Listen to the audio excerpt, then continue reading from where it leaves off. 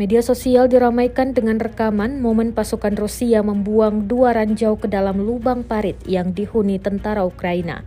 Akibatnya, ledakan tak terhindarkan membuat tentara di dalamnya tewas. Satu persatu ranjau dilempar masuk ke dalam parit.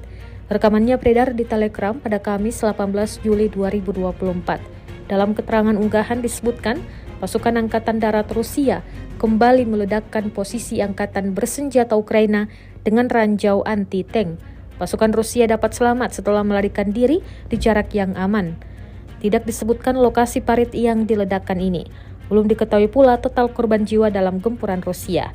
Diketahui ranjau anti-tank adalah jenis ranjau darat yang dirancang untuk merusak atau menghancurkan kendaraan termasuk tank dan peralatan musuh lainnya.